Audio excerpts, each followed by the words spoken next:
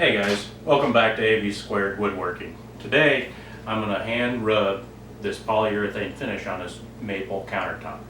Right now I've got about 5 or 6 thin coats of polyurethane that are on it.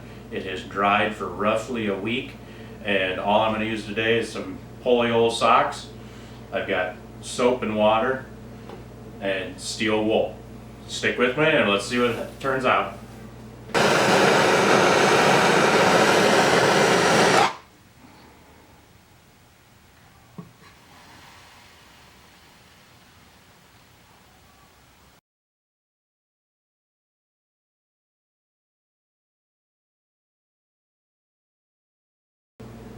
Okay guys, this is just a satin poly finish on here right now. Like I said, I've got 4 to 5 coats of a thinned finish on it, and then I sprayed it one time with an aerosol to try and get the last smooth coat as I could. I don't feel any real dust nibs in it. If I did, I would come back with some 320 sandpaper and I would hit that. But right now it actually feels really good with that aerosol. It worked really well. So all I'm going to do now, I'm going to dip my steel wool. This is 4/0 fine steel wool. I'm going to dip it in my soapy water, and I'm just going to buff it like I would anything.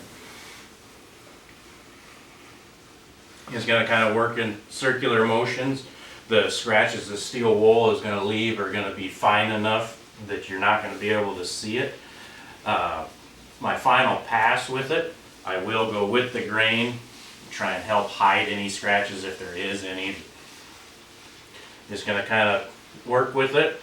The steel wool is going to make different noises as I'm going through. I can feel it kind of dragging, telling me that there is a little bit of cutting action going on. Being kind of gentle around these edges so I don't burn through the edge. And I'm just going to work my way through. Just trying to pick up some of the water as I feel the steel wool drying out. I can feel a spot right in there, so I just kind of put a little more pressure there.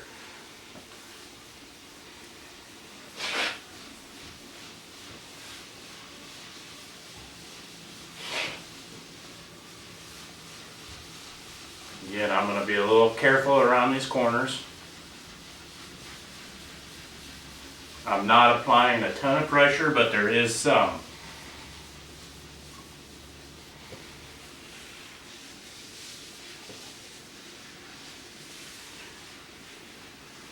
Okay. I've got a car squeegee, so I'm going to try and leave some of this on the table and squeegee off.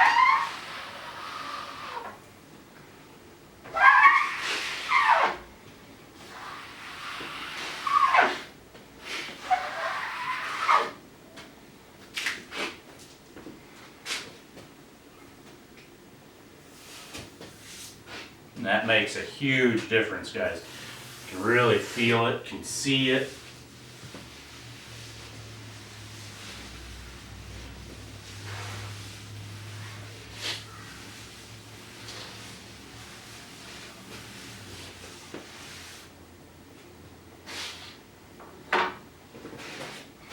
Let me grab you guys again and let's see what we can see.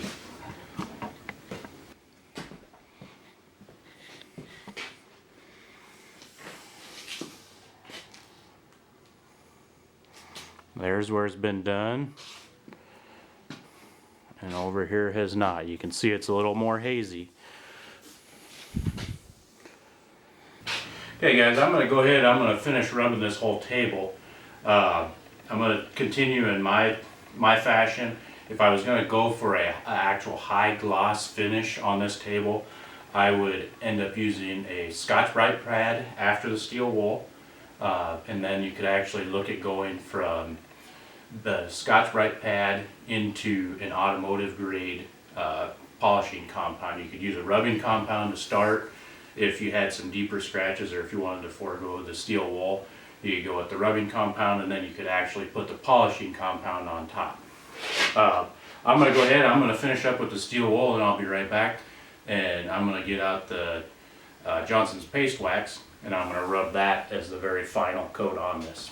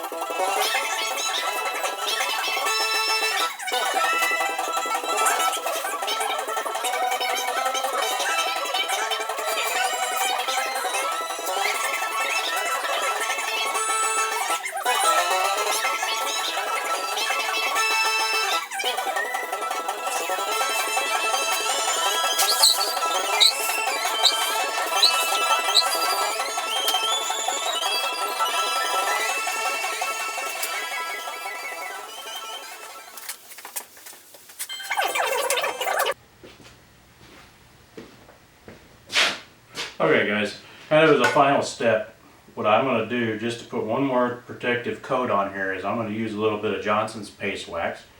Again, I'm going to use a 4/0 fine steel wool to rub this on.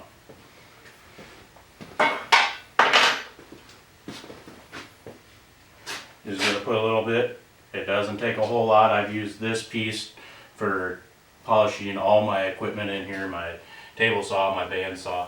I'm going to do it in just kind of the same way as you would wax just about anything again. I'm just going to apply it in kind of a circular motion. I'm going to wipe it on. I'm going to let it dry for a few minutes. Then I'm going to come back and I'm going to buff it off with one of my dirty old socks again.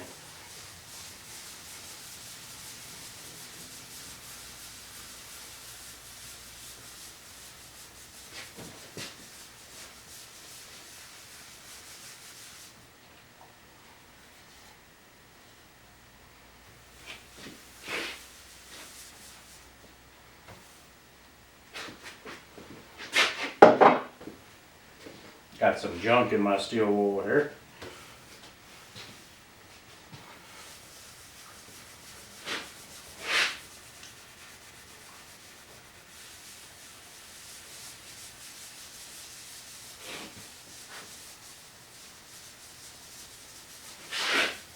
Just going to coat the entire thing liberally with it. You don't want an excess amount on here. The more you put on, the more you're going to have to buff off here in just a minute.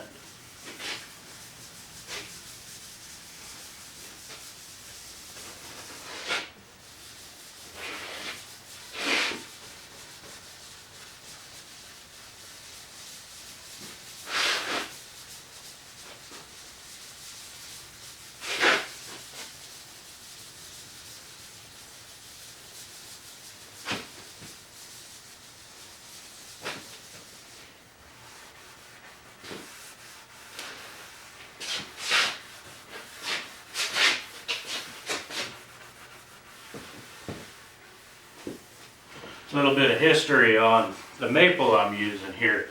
I actually won a public surplus auction from one of the local schools here.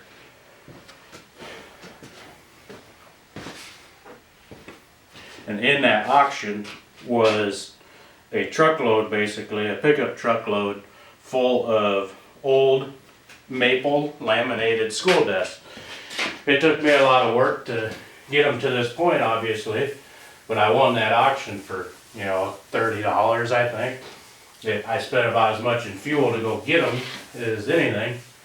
Here in the upcoming videos, I got to make another countertop. And I'll go ahead and I'll show you exactly what they were, how I went about it, how I glued everything up.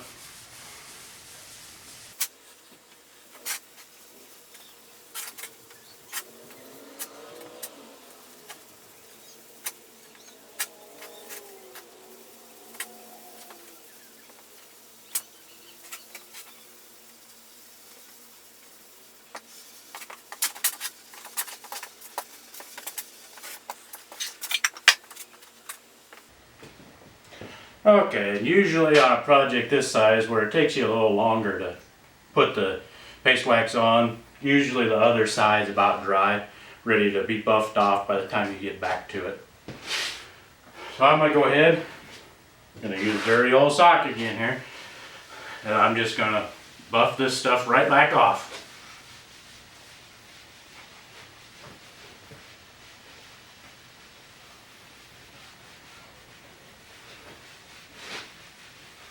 I usually rotate this sock. I usually wipe everything on this one half first, try and get the bulk of it off, and then I'll flip the sock, use a different portion of it to get the rest of it here.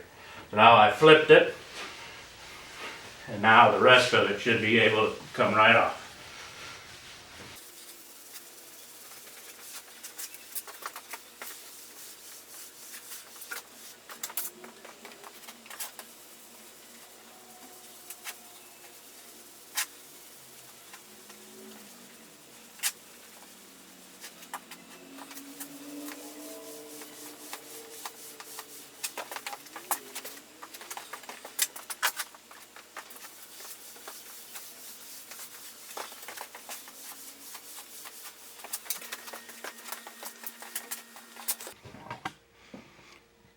Okay guys, let's come take a look at this.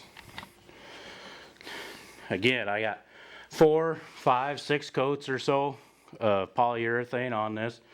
My last coat, call it 2 coats, ended up actually being an aerosol to try and help keep dust nibs down. That actually worked incredibly well. Then you seen me polish it with steel wool, and then you seen me rub it one more time. Okay guys, that's how I finish my polyurethane. That would work on just about anything. This just happens to be a countertop, but any piece of furniture you can certainly do it the same way. Remember guys, I'm Alex with AV Squared Woodworking. Stick around and I'll show you some more jobs around the house.